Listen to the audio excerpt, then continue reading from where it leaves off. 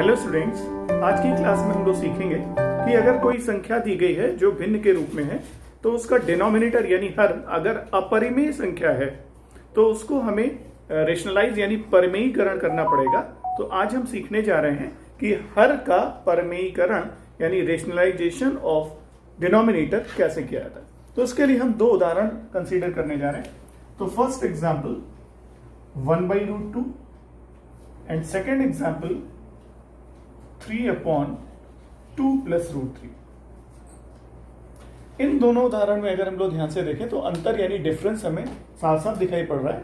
इसका जो डिनोमिनेटर दे रखा है उसमें पूरी तरह से जो संख्या दे रखी है वो पूरी स्क्वायर रूट यानी अपरिमेय संख्या दे रखी है।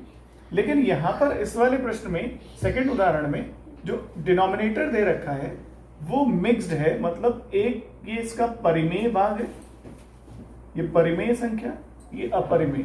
और हमें पता है परिमेय और अपरिमेय को जोड़ते और घटाते हैं तो फिर हमें एक अपरिमेय संख्या ही मिलती है। यानी ओवरऑल ये पूरी संख्या संयुक्त रूप से अपरिमेय संख्या है, लेकिन अगर अलग अलग भाग करेंगे तो ये परिमेय भाग है, उसका ये अपरिमेय भाग है।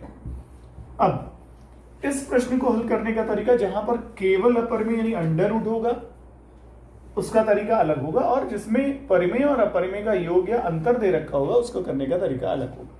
तो क्या करते हैं, पहला प्रश्न देखते हैं। तो इसमें सिर्फ ये करना होगा कि जो भी अंडर रूट के रूप में दे रखा है आपको उसको अंश और हर में गुणा कर देते हैं, मल्टीप्लाई कर देते हैं। तो यहां पर अंडर√2 है डिनोमिनेटर में, तो इसको रेशनलाइज करने के लिए √2 से ही मल्टीप्लाई और डिवाइड कर दिया जाता है। क्यों कर रहे हैं हम ऐसा? क्योंकि 1 × √2 मल्टीप्लाई करेंगे तो ये तो √2 आ जाएगा, लेकिन √2 और √2 मल्टीप्लाई होकर के 2 आ जाता है। क्यों? क्योंकि हमें पता है कि अंडर√a का होल स्क्वायर ये a आता है। तो अंडर√2 का होल स्क्वायर हो गया ये, तो अंडर√2 का स्क्वायर 2 आ जाएगा। तो अब हमने देखा कि जो डिनोमिनेटर है वो रेशनलाइज हो गया। तो क्या नियम बन गया कि अगर केवल अंडर रूट का टर्म आ रहा होगा डिनोमिनेटर में तो हम उसी संख्या से अंश और हर में न्यूमरेटर और डिनोमिनेटर में मल्टीप्लाई कर देंगे, तो डिनोमिनेटर का स्क्वायर होने की वजह से अंडर रूट हट जाएगा और हमें डिनोमिनेटर का रेशनलाइजेशन हो जाएगा। अब आते हैं दूसरे प्रश्न में जिसमें परिमेय और अपरिमेय का योग या अंतर दे रखा होगा। तो क्या करना होता है कि हम पहले ये संख्या लिख लेते हैं जो दी गई है, फिर इनटू करके अब डिनोमिनेटर में जो चिन्ह लगा हुआ है परिमेय और अपरिमेय के बीच में अगर प्लस लगा हुआ है तो माइनस से मल्टीप्लाई करेंगे अंश और हर को, और अगर यहां पर माइनस होता तो प्लस से मल्टीप्लाई कर देंगे। क्यों? इसका रीजन आगे। अब इसको मल्टीप्लाई करते हैं अंश को, तो अंश को हम अभी पहले लिखते हैं 3 × 2 - √3 अपॉन 2 + √3 × 2 - √3। और हमें पता है कि a + b × a - b इसका रिजल्ट क्या होता है, a² - b²। ये एक आइडेंटिटी है, सर्वसमीका है जो हमेशा ट्रू होती है, हमेशा सही है। तो इसका मतलब हमें जो मिल रहा है यहाँ पर a + b × a - b यानी a² - b², तो इससे इसका भी स्क्वायर हो गया और इस सेकंड नंबर का भी स्क्वायर हो गया। तो अगर हम इसके अपोजिट साइन से मल्टीप्लाई करते हैं तो अपोजिट साइन अगर हम मल्टीप्लाई करेंगे तो इसका भी स्क्वायर होगा और इसका स्क्वायर हो जाएगा। तो √3 का जो स्क्वायर होगा वो परिमेय बन जाएगा। तो आगे इसको सरल करके लिखते हैं 3 × 2 6 हो जाएगा, माइनस ये 3√3 ही रहेगा अपॉन 2 का स्क्वायर माइनस √3 का स्क्वायर। कौन सा फॉर्मूला? ये लगा a², तो a के प्लेस पर 2 है, 2 का स्क्वायर हो जाएगा। b का स्क्वायर है -b² है और b के प्लेस पर √3 है तो -√3 का स्क्वायर हो गया। और अब अगर इसको सिंप्लीफाई कर दें तो 6 - 3√3 अपॉन 2 का स्क्वायर हो गया 4, अंडर√3 का स्क्वायर में रूट हट जाएगा 3 हो जाएगा, तो 6 - 3√3 अपॉन 1 कह सकते हैं, या सिंपली इसको 6 - 3√3 लिखा जा सकता है। तो आपने देखा यहाँ पर इसका जो डिनोमिनेटर है 1 वो परिमेय बन गया। तो ये तरीका है, इस तरीके से हम लोग किसी भी दी गई भिन्न को के डिनोमिनेटर में अगर अपरिमेय संख्या यानी इरेशनल नंबर है तो उसको हम रेशनलाइज यानी उसका परिमेयीकरण कर सकते हैं। कुछ और एग्जाम्पल लेकर के देख लेते हैं। तो थर्ड क्वेश्चन है कि 1/√7 + √5 अब इसको हमें इसमें डिनोमिनेटर यानी हर देखें तो वो इरेशनल नंबर यानी अपरिमेय संख्या है, इसे रेशनलाइज यानी इसका परिमेयीकरण हमें करना है।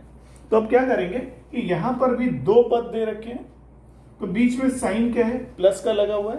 तो अब हम करेंगे क्या कि अंश और हर को चिन्ह बदलते हुए, तो प्लस लगा है तो √7 माइनस √5 डिवाइडेड बाई √7 माइनस √5, ये हमने मल्टीप्लाई और डिवाइड कर लिया।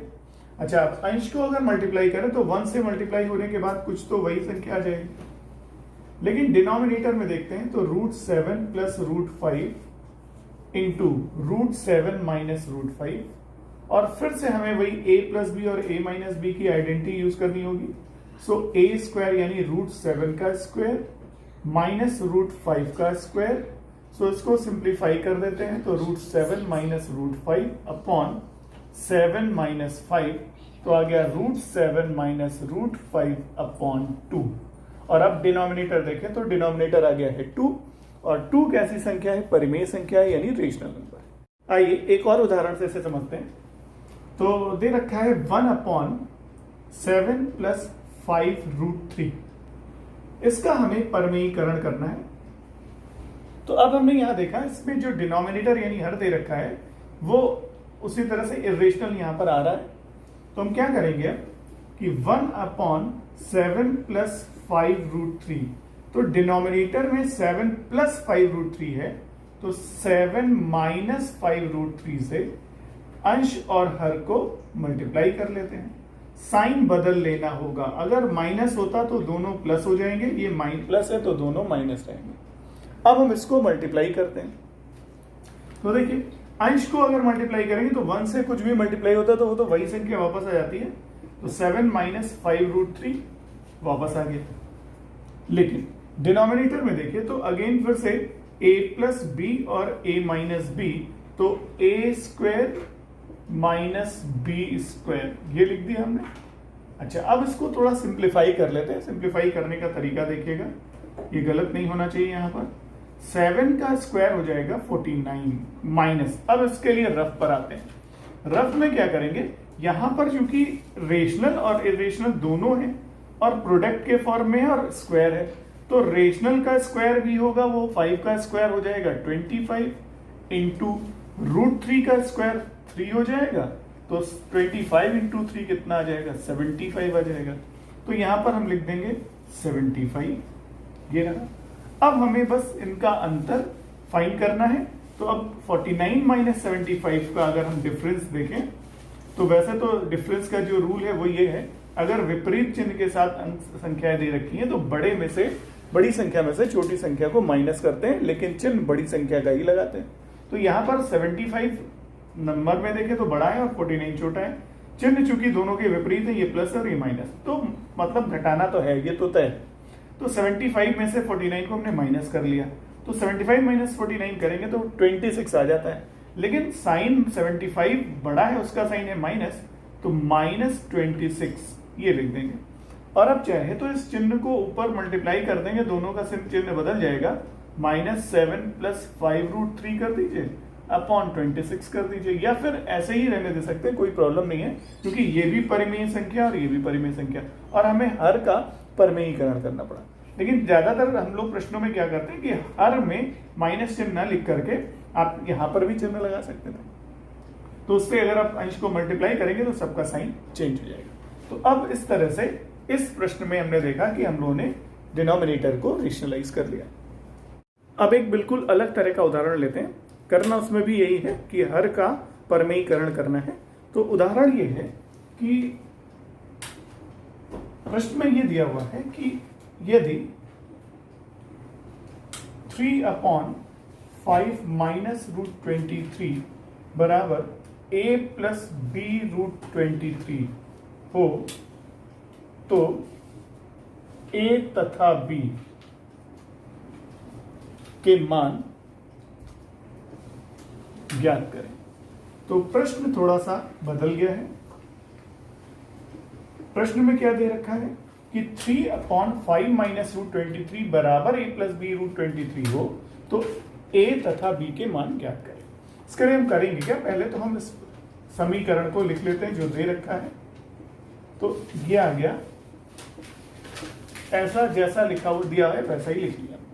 अब हम क्या करते हैं, अभी हम राइट साइड की बात नहीं करेंगे, लेकिन हाँ लेफ्ट साइड में हमें ये दिख रहा है कि इसमें जो डिनोमिनेटर दे रखा है ये अपरिमेय संख्या है, तो हमें डिनोमिनेटर का परिमेयीकरण यहां पर करना पड़ेगा। तो हम अभी पहले क्या करेंगे, जो डिनोमिनेटर दे रखा है उसका परिमेयीकरण पहले कर लेते हैं। तो चलिए परिमेयीकरण करते हैं। तो उसके लिए करना क्या होगा हमें कि जो डिनोमिनेटर है उसमें जो बीच में साइन लगा हुआ है वो माइनस लगा हुआ है इस बार, तो माइनस को बदलेंगे तो प्लस हो जाएगा। तो 5 plus root 23 upon 5 plus root 23 equals to a plus B root 23। Right side में कोई चेंज नहीं आना है। लेफ्ट साइड में हमने क्या किया है, ध्यान दीजिएगा कि अंश का परिमेयीकरण किया है हमने। तो अंश का परिमेयीकरण करेंगे तो चिन्ह बदल करके अंश और हर को मल्टीप्लाई कर दिया है। अब उसी तरीके से हम इसमें राइट साइड को हमें कुछ भी अभी नहीं करना है। अब इसको सरल करते हैं। तो मल्टीप्लाई जब करिएगा तो एक साथ हम चाहे तो डायरेक्ट कर सकते हैं। 3 इंटू 5 15 आ जाता है, फिर बीच में प्लस साइन है। 3 इंटू रूट 23 तो यही 3 रूट 23 ही रहेगा। लेकिन डिनोमिनेटर यानी जो हर है उसमें हमें क्या दिख रहा है, a minus B, a plus B, तो a स्क्वायर मतलब 5 स्क्वायर, फिर b स्क्वायर मतलब 23 का square equals to a plus B root 23। Right side में हमने कोई चेंज नहीं किया। अब इसको और सिंप्लीफाई कर देते हैं। तो डिनोमिनेटर अंश में तो कुछ नहीं कर पाएंगे हम, क्योंकि ये सिंपलेस्ट फॉर्म है, इसमें और भी कोई कैलकुलेशन नहीं हो सकती। लेकिन डिनोमिनेटर में ये 25 minus 23 equals to a plus B root 23 आ गया। अच्छा, अब इसको और सरल करके लिख देते हैं। तो 15 प्लस 3 रूट 23 अपॉन ये 25 माइनस 23 का डिफरेंस 2 आ जाएगा, और ये आ गया a प्लस बी रूट 23। अब हमें क्या करना होगा, ये थोड़ा सा ध्यान देंगे कि अब हम जो बाईं तरफ लिखा हुआ है इसको अलग अलग करके लिखने जा रहे हैं। 15/2 हम इसको लिख सकते हैं, और प्लस 3/2 रूट 23 और बराबर a प्लस बी रूट 23 इस रूप में हम लिख सकते हैं। तो हमने क्या किया, इन दोनों पदों को अलग अलग कर दिया। 15/2 plus 3/2 root 23 equals to a plus B root 23।